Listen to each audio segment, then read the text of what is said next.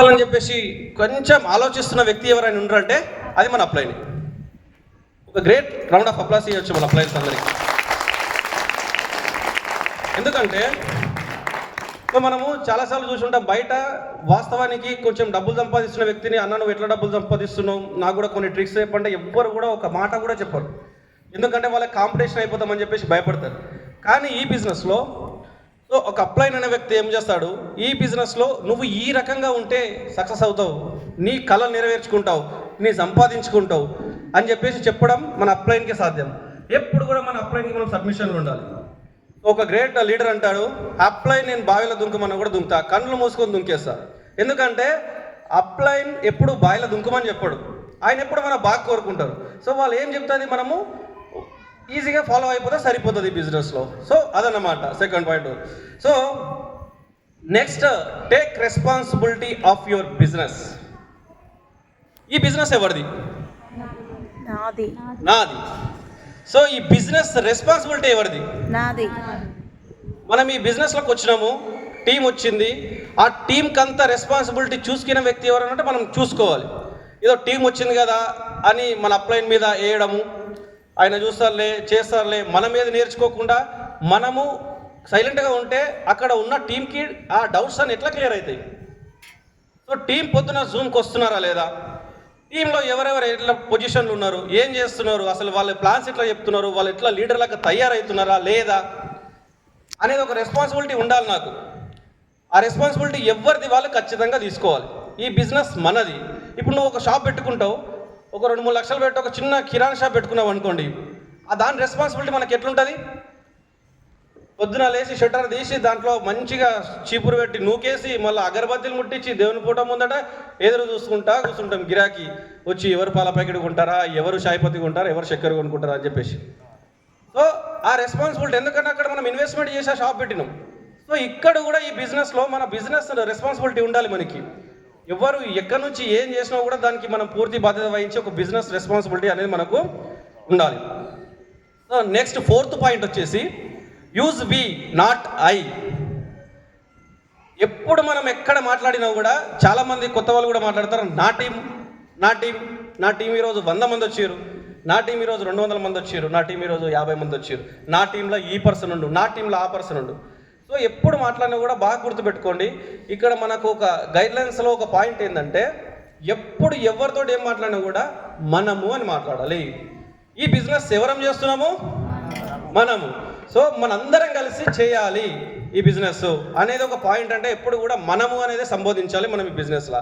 ఎప్పుడు కూడా నేనే చేసిన, నేనే తోపు అన్నట్టుగా ఉండకూడదు. ఎందుకంటే ఈ బిజినెస్లో మనము చాలా అద్భుతమైన పాయింట్ ఇది. నేను అన్నవాడు ఎప్పుడు కూడా లేడు అని చెప్పేసి మనకు శంకట శాస్త్రం ఆల్రెడీ ఉంది. సో నేను కాదు, ఎప్పుడు మాట్లాడినా కూడా మనము, మన టీం అనే దాని గురించి మనము అనే సంబోధించాలి మనం ఎక్కడ పోయినా కూడా. సో నెక్స్ట్ 5th పాయింట్ వచ్చేసి have a positive attitude and be excited. ఎప్పుడు కూడా సార్ ఇప్పటిదాకా చాలామంది లీడర్స్ చెప్పారు మనకు, ఎప్పుడు కూడా పాజిటివ్ యాటిట్యూడ్ తోటి ఉండాలి. మనం ఇక్కడ మనం ఏం చేస్తామంటే వాస్తవానికి ఇప్పటిదాకా మనం సార్ చెప్పినట్టు బిజినెస్ పక్కన వాళ్ళతో డిస్కస్ చేసేటప్పుడు కానీ ఎప్పుడు కూడా ఒకసారి అనుకుంటాము, ఏం చేయాలి భయ్, ఎవ్వరు చెప్పినా కూడా వింటలేరు, ఏం చేయాలి ఏం అర్థమవుతలేదు అని చెప్పేసి మనం ఒక్క మాట అని చూడండి, ఆ మాటకు 10 మాటలు అవతలికెళ్ళి నిజంగానే వింటలేరక్క, నిజంగా వింటలేరు అన్న అంటే చెప్పంటారు. ఇది ఖచ్చితంగా అంటారు నెగిటివిటీ. సో ఈ పాజిటివ్ నెగిటివిటీ అంటే ఎంత అంటే మనం షారన్ ఉంటే వాళ్ళు రూపాయి చేసేసారు దాన్ని. అది ఎప్పుడు కూడా చేయండు. ఎప్పుడు ఎవరొచ్చి ఒక మాట అడిగినా కూడా ఎప్పుడు కూడా మనం పాజిటివ్గానే ఉండాలి. బిజినెస్ గురించి మన మైండ్ సెట్ మొత్తం పాజిటివ్గానే ఉండాలి. సో ఇప్పుడు ఎవరన్నా సరే మన బిజినెస్ గురించి డిస్కస్ చేయాల్సినంత అవసరం లేదు. సో వాళ్ళు డిస్కషన్ చేసినా మనం ఎప్పుడు కూడా సూపర్ పాజిటివ్గానే మాట్లాడాలి. ఇంకొకటి ఎక్సైటెడ్. సాయంత్రం అయింది, ఆల్మోస్ట్ వాళ్ళు సాయంత్రం చాయ్ టైం కూడా అయింది, ఆల్మోస్ట్ అందరూ కూడా నీరసించిపోయారు. ఈ టైంలో ఇంకా ప్లాన్ ప్రజెంటేషన్ చెప్పాలి అంటే ఎంతమంది రెడీ ఉన్నారండి ఇక్కడ ఇప్పుడు? ఒక్కసారి క్లాప్స్ చేయండి మీకు. సో ఎందుకంటే ఎప్పుడు కూడా మనం ఎక్సైట్మెంట్గా ఉండాలి. అర్ధరాత్రి 12 గంటలకు నిద్రలకే లేపినా కూడా అరే ప్లాన్ అంటే రైట్ నేను తయారున్నా. ఎక్సైట్మెంట్ లేకపోతే మనం ఈ బిజినెస్ని ఏం కూడా చేయలేము. సో అది కూడా ఇంపార్టెంట్. సో ఇంకొకటి no complaint, no criticize, no condemn. So ఈ బిజినెస్లో ఎవరిని కూడా ఇప్పుడు ఏం చేస్తామంటే చాలామందికి అలవాటు ఒకరి మీద ఒకరికి కంప్లైంట్ చేసుకోవడం. ఎందుకంటే మన స్కూల్ చిన్న పిల్లలు ఉన్నప్పటి నుంచి అలవాటు మనకు అది. వాడు నా పెన్సిల్ గుంజుకున్నాడు, వీడు నా పలక గుంజుకున్నాడు, వీడు బ్యాగ్ గుంజుకున్నాడు. సో ఇది మనకు అందరికీ అలవాటే. సో ఈ బిజినెస్లో కూడా ఇప్పుడు ఏంటంటే సార్ ఉన్నారు, అశోక్ సార్ వచ్చిండు, అశోక్ సార్ ముందట పోయి నేను సార్ ఇది ఇట్లా అట్లా వాళ్ళు అట్లా ఇట్లాంటి కంప్లైంట్. ఒక మనిషి గురించి ఒక మనిషితోటి అసలు మాట్లాడదు. ఆ మనిషి ముందట మాట్లాడండి మనం మాట్లాడాలనుకుంటే. సో ఒక పక్క వాళ్ళ దగ్గర పోయి పర్సన్ ఇట్లా అని కంప్లైంట్లు చేయడము. ఇప్పుడు ఒక వ్యక్తి ఇక్కడ చాలామంది అందరు అందగల ఉండాల్సిన అవసరం లేదు. కొందరు పొట్టిగా ఉంటారు, కొందరు పొడుగ్గా ఉంటారు, కొందరు ఫేర్గా ఉంటారు, కొందరు నల్లగా ఉంటారు. అమ్మ వీడు పొట్టిగా ఉన్నాడు, వీడు నల్లగా ఉన్నాడు, అట్లాంటిది పక్క వాళ్ళ ముందర డిస్కషన్ చేసి క్రిటిసైజ్ ఇట్లాంటివన్నీ కించపరచడం, ఇట్లాంటి మాటలు మాట్లాడాల్సినంత అవసరం లేదు. ఈ బిజినెస్ మాకు క్లియర్గా గైడ్ లైన్స్ ఉన్నాయి మనకి ఇక్కడ నుంచి. ఇట్లాంటి ఏమి కూడా మాట్లాడొద్దు. సో అది కూడా ఒక పాయింట్ మన దగ్గర ఉంది. సో ఇంకొకటి ఏంటంటే 7th పాయింట్, లాస్ట్ పాయింట్, ఇక్కడ సర్వర్ ఆఫ్ విన్నింగ్ టీమ్. మనం ఎంతమంది విన్నింగ్ టీంలో ఉందామండి ఇక్కడ? రైట్. సో విన్నింగ్ టీంకి ఒక్కసారి బిగ్ రౌండ్ ఆఫ్ అప్లాస్ అండి. అందరు కన్ఫ్యూజ్ అయితే అనుకున్నా ఎంతమంది విన్నింగ్ టీం ఉంటారు, అందరు క్లారిటీ ఉన్నారు మనం విన్నింగ్ టీం ఉందాం అని చెప్పేసి అర్థమైపోయింది. ఎప్పుడు కూడా మనకు విన్నింగ్ టీం అనేది ఒక అద్భుతమైన యూనివర్సిటీ.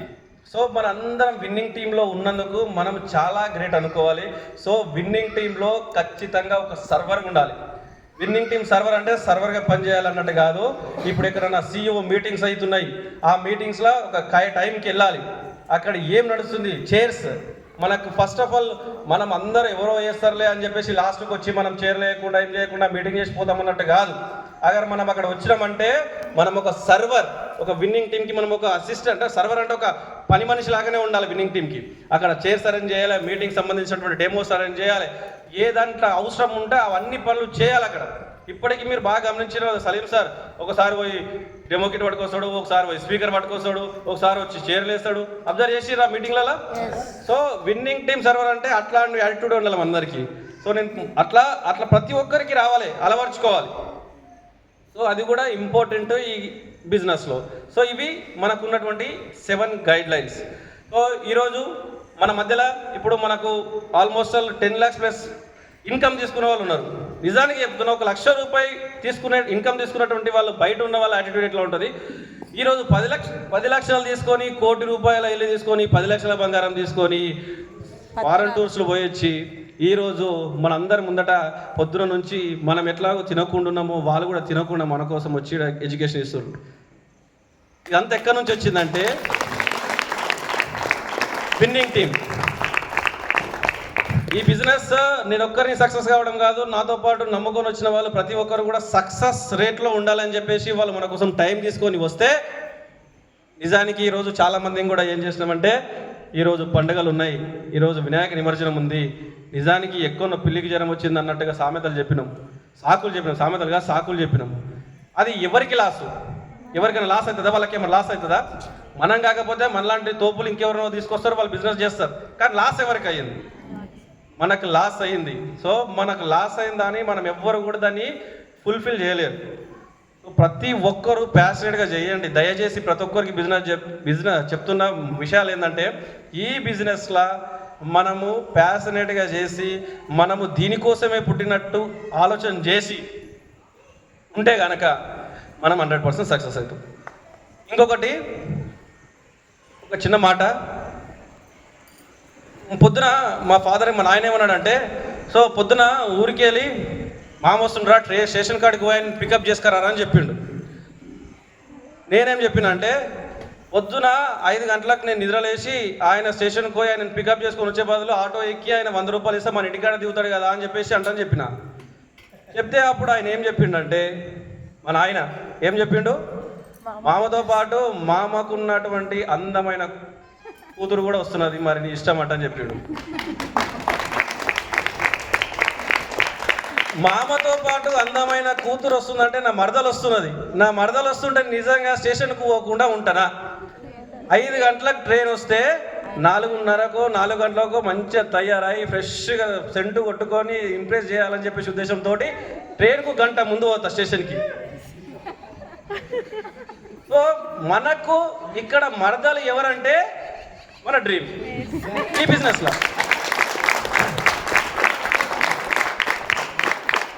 మనం ఈ బిజినెస్లో మన మరదలు ఎవరంటే మన డ్రీమ్. ఆ డ్రీమ్ కోసం నువ్వు పొద్దుగా లేచి నువ్వు స్నానం చేసి సెంటు కట్టుకొని బ్యాగ్ కట్టుకొని బయటికి వెళ్ళకపోతే ఆ మరదలు దక్కదు, ఆ మామ దక్కడు, ఎవరు దక్కరు. మనం ఏడైతున్నామో ఆడైతే ఉండాల్సి వస్తుంది. అదొక్కటి ఆలోచన చేసుకోండి ఎవరి కాదు. సో ఫస్ట్ ఆఫ్ ఆల్ ఈ బిజినెస్ చాలా గొప్ప బిజినెస్. దీని గురించి మాట్లాడాలంటే నిజంగా సెషన్లు సరిపోవు. సో ఇట్లాంటి సెషన్లు మనం ఇంకా చేస్తూనే ఉందాం. మనకు గ్రేట్ అప్లయన్స్ మంచి టైం ఇస్తారు, మనకు మంచి ఎడ్యుకేషన్ ఇస్తూ. సో ఇట్లా ఈ హాల్ ఏదైతే ఉందో ఈరోజు ఇంతవరకే అయిపోయింది. సో ఇంకా మనకి ఇది ఒక సింబల్ ముందు అంటారు దాన్ని ఇచ్చేసి ముందు చూపులాగా ఇంతమంది వచ్చారు. బట్ రేపు ఇదంతా కూడా ఫుల్ఫిల్ కావాలని చెప్పేసి ఒక చిన్న చిరుకుతోటే మనకు పెద్ద పెద్ద సముద్రాలు కూడా నిండిపోతాయి కాబట్టి సో అట్లాంటి దానిగా ఈ భావిస్తూ అవకాశం ఇచ్చినందుకు ఈ అందరు అప్లైన్లకు ఒక్కసారి థ్యాంక్ యూ చెప్పుకుంటూ సో థ్యాంక్ యూ. విజువల్